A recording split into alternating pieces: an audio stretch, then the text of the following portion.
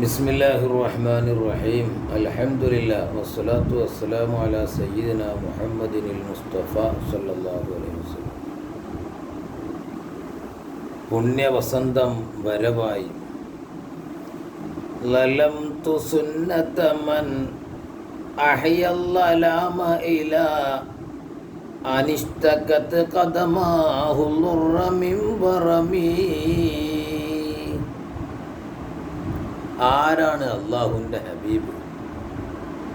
ഒരു പാപവുമില്ലാത്ത മുത്തുനബി, എല്ലാവരെക്കാളും ഉയർന്ന മുത്തുനബി, അഷറഫുൽ വറ, അഷറഫുൽ ഖൽഖ്, അള്ളാഹുവിൻ്റെ പടപ്പുകളിൽ ഏറ്റവും ഷറഫുള്ള മുത്തുനബി രാത്രി സമയങ്ങളിൽ നിന്ന് നിസ്കരിച്ച് കാലിൽ നീർകെട്ട് വീർത്തു. ആരാണത്? നമ്മളെ ആദരണീയരായ, നമ്മളെ അകമഴിഞ്ഞ് സ്നേഹിക്കുന്ന നേതാവ് മുത്തുനബി സല്ലല്ലാഹു അലൈഹി വസല്ലം.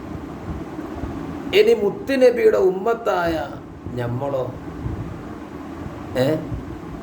സാധാരണ നേതാക്കന്മാർ കസാലിട്ടിരിക്കലേ കയറും, പ്രജകളായിരിക്കും പണിയെടുക്കുക. ഇവിടെ അങ്ങനെയല്ല. നമ്മളെ ഹബീബ് സല്ലല്ലാഹു അലൈഹി വസല്ലം എത്ര കഷ്ടപ്പെട്ടു ഈ ദീൻ പ്രചരിപ്പിക്കുവാൻ വേണ്ടിയും ദീൻ കൊണ്ടു നടക്കുവാൻ വേണ്ടിയും. അങ്ങനത്തെ പുണ്യ ഹബീബിൻ്റെ ആ തിരുച്ചര്യയെ നമ്മളാകെ എരപ്പാക്കിയില്ല. നിസ്കാരം 5 വക്ത് നിസ്കാരം തന്നെ ഒഴിവാക്കും.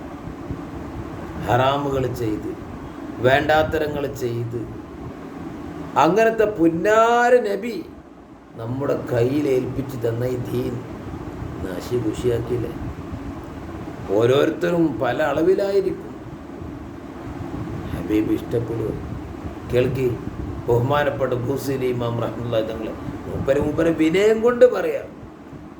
ലലംതു, ഞാൻ ആക്രമിച്ചു, അക്രമം ചെയ്തു.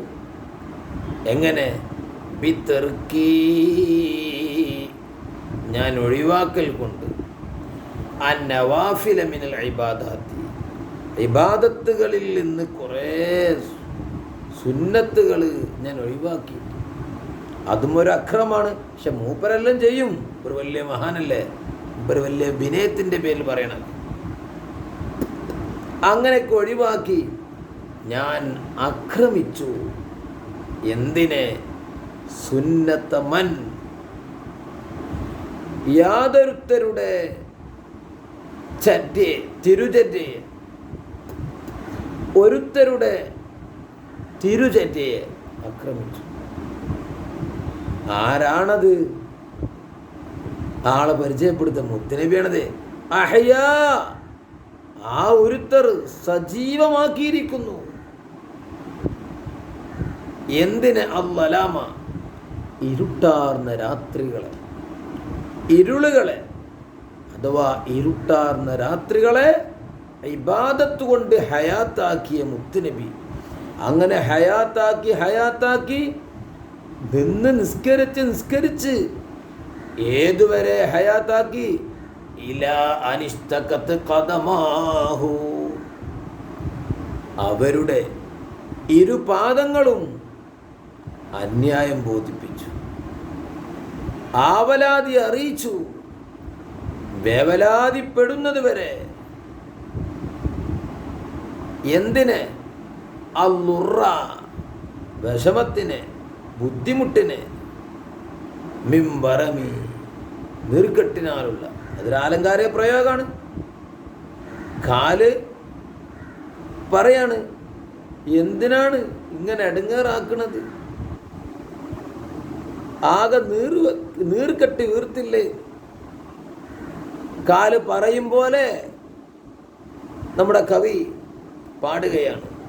ഇമാം ബൂസൂരി തങ്ങൾ റളിയല്ലാഹു അൻഹു. അഥവാ ഇതൊരു സ്വഹീഹായ ഹദീസിലേക്ക് സൂചനയാണ്.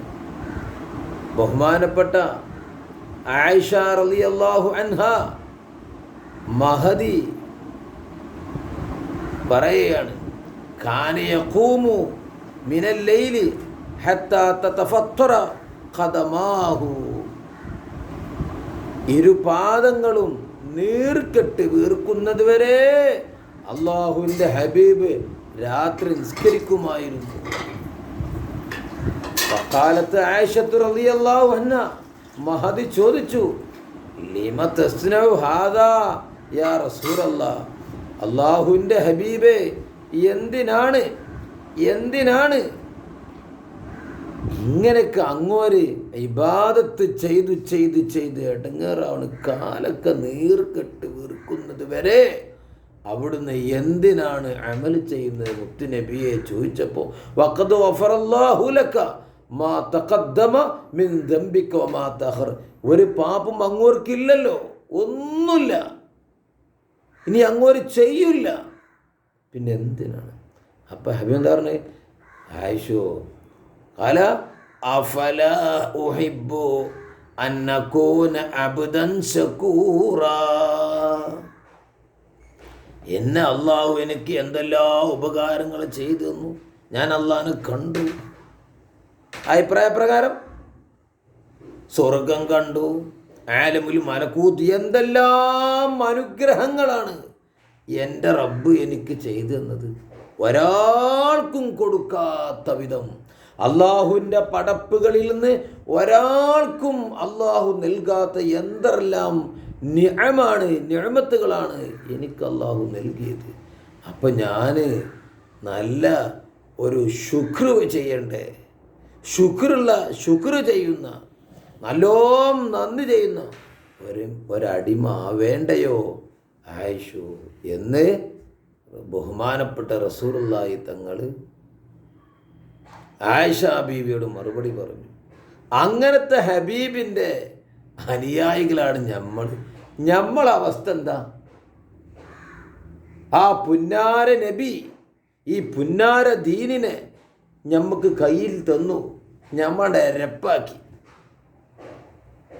കഷ്ണം മുറിച്ചു, ചിലർ ഓട്ടയാക്കി, ചിലർ വലിച്ചെറിഞ്ഞ്. മാതല്ല, നമ്മളെ കാര്യം ആലോചിച്ച് നോക്കുക. ദീനുമായി നമുക്കുള്ള ബന്ധം എങ്ങനെയാണ്? ദുന്യാവിൻ്റെ ഒരു കാര്യം, ആഖിറത്തിൻ്റെ കാര്യം വന്നാൽ നമ്മൾ കാര്യമായി ഇതിനെ മുന്തിക്കുക. നമ്മൾ ദുന്യാവാ പറയാനൊക്കെ ഉഷാരേക്കാരം. ഉസുരിമോരാണ് ലലം തു സുന്നത്തമൻ അഹയല്ലലാം, ഇരുകാലും നീർക്കെട്ടി വീർക്കുന്നത് വരെ രാത്രിയെ ഹയാത്താക്കിയ മുത്തുനബിയുടെ ആ തിരുച്ചറ്റയെ ഞാൻ ആക്രമിച്ചു പോയി. അപ്പോലൊക്കെ അങ്ങ് ഭൂസൂര്യമോ തങ്ങൾ അങ്ങനെ പറയുമ്പോൾ നമ്മളൊക്കെ എന്ത് പറയണം? മാഷാ അല്ലാ, അങ്ങനത്തെ നമുക്കുള്ള പ്രതീക്ഷ ഹബീബാണ് സല്ലല്ലാഹു അലൈഹി വസല്ലം. നാളെ മഹ്ശറയിൽ എല്ലാവരും നഫ്സി നഫ്സി നഫ്സി എന്ന് പറയുമ്പോൾ നമ്മളൊരൊറ്റ വ്യക്തി മാത്രം, നമ്മളെ നേതാവ് മാത്രം പറയുന്നു, ഉമ്മത്തിയ ഉമ്മത്തിയ ഉമ്മത്തി. അപ്പം അള്ളാഹിൻ്റെ ഹബീബിന് ദിക്ർ എന്താ? അല്ല മഹ്ശറയിൽ എൻ്റെ ഉമ്മത്തെ എൻ്റെ ഉമ്മത്തെ ഇങ്ങനെ സ്നേഹിക്കുന്ന നബിയെ നമ്മൾ എൻ്റെ നബി എൻ്റെ നബി എൻ്റെ നബി എന്ന് വിളിച്ചുകൊണ്ടിരിക്കണം സല്ലല്ലാഹു അലൈഹി വസല്ലം. അത് യാ റസൂലല്ലാഹ് എന്ന് വിളിക്കുമ്പോൾ അത് ഹബീബിന് അള്ളാഹു വാക്കലല്ല, അത് മണ്ടൻ വഹാബികളുടെ അജ്ഞത മാത്രമാണ്. അള്ളാഹുവിൻ്റെ ഹബീബ് ഞമ്മക്കുള്ളൊരു മാധ്യമമാണ്, അള്ളാഹുവിൻ്റെയും നമ്മുടെ ഇടയിലുള്ള മാധ്യമമാണ്. അപ്പം അള്ളാഹു പറയാനുള്ള കാരോട് പറയാം, ജിബ്രീൽ മുഖേന മുത്തുനബിയോട്. ഞമ്മക്ക് പറയുള്ളതോ അങ്ങോട്ടും പറയാം, വൺ വേ അല്ലത്, പിന്നെ ടു വേ. ഇവിടുന്ന് ഞമ്മക്കും പറയും, നബിയേ എനിക്ക് സ്വർഗം തരണേ, നബിയേ നരകത്തിൽ എന്നെ പ്രവേശിപ്പിക്കരുത്. അതിൻ്റെ അർത്ഥം എന്താ? അള്ളേക്കല അല്ല, എനിക്ക് സ്വർഗം കിട്ടാൻ വേണ്ടി അള്ളാഹിനോട് ശഫാഅത്ത് ചെയ്യണേ എന്നതിൻ്റെ അർത്ഥം. അത് മണ്ടൻ വഹാബിക്ക് തിരിഞ്ഞിട്ടില്ല. എന്നിട്ട് അതിൻ്റെ പേരിൽ മുഹ്ദി ശൈഖേ കാക്കണേ, ഹബീബെ എൻ്റെ അസുഖം ശിഫയാക്കണേ എന്ന് പറഞ്ഞതിന് പേരിൽ ചില ചുഴലി മൗലവിമാർ, കമ്മികൾ സുന്നികളെ മുശ്രിക്കാക്കുന്നു. അതിൻ്റെ കാരണം എന്താണ് ശിർക്ക് എന്നു, എന്താണ് തൗഹീദ് ഇതുവരെ ആ സാധുക്കൾ മനസ്സിലാക്കിയിട്ടില്ല. എടോ, അതൊക്കെ ഷഫാഅത്തിന് ക്വാളിഫിക്കേഷനുള്ള ആളുകളിൽ നിന്ന് ഞങ്ങൾ ഷഫാഅത്ത് ചോദിച്ചു വാങ്ങുക. അതിന് ഇസ്തിഷ്ഫാ എന്നാണ് പറയുക. ഷഫാഅത്തിന് ലഫ്ളയിൽ ഉണ്ടാവേണ്ട ആവശ്യമൊന്നുമില്ല. യാ റസൂലല്ലാഹ് സ്വർഗം നൽകണേ.